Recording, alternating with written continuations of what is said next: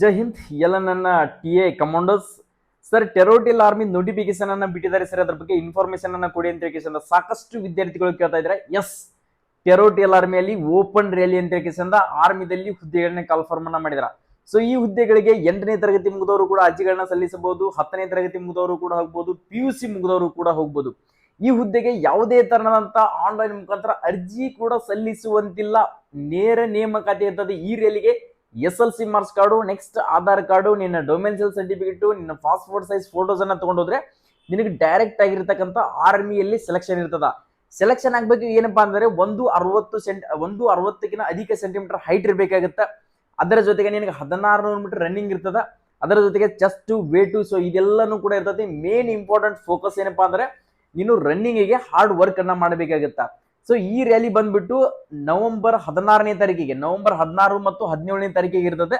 So ನಮ್ಮ ಕರ್ನಾಟಕದ ಎಲ್ಲ ಜಿಲ್ಲೆದವರಿಗೆ ಕೂಡ ಈ ರ್ಯಾಲಿಗೆ ಅಟೆಂಡ್ ಆಗೋಕೆ ಅವಕಾಶ ಇರ್ತದೆ.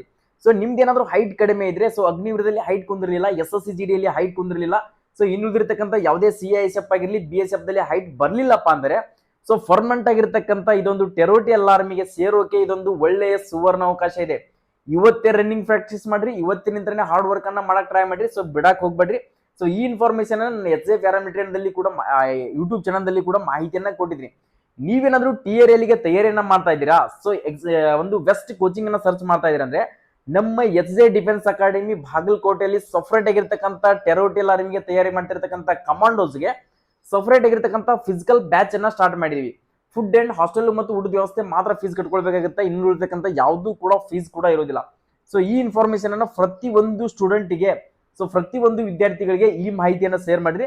ಸೊ ಈ ನೋಟಿಫಿಕೇಶನ್ ರಿಯಲ್ ಆಗಿರ್ತದೋ ಫೇಕ್ ಆಗಿರ್ತದೋ ಯಾರು ಕೂಡ ಇದ್ರ ಬಗ್ಗೆ ಕನ್ಫ್ಯೂಷನ್ ಆಗಕ್ ಹೋಗ್ಬೇಡ್ರಿ. ನಿಮ್ಮ ಹಾರ್ಡ್ ವರ್ಕ್ ಅನ್ನ ನೀವು ಮಾಡ್ರಿ. ನಾನು ಕೂಡ ಹೇಳ್ತಾ ಇದೀನಿ, ಇದು ರಿಯಲ್ ಫೇಕ್ ಅಂತ ಯಾವ ಇನ್ಫಾರ್ಮೇಶನ್ ಕೊಡೋದಿಲ್ಲ. ಹೋದ್ ಸರಿನೂ ಕೂಡ 2024ರಲ್ಲಿ ಕೂಡ ಇದೇ ತರನಾಗಿ ಆಗಿತ್ತು.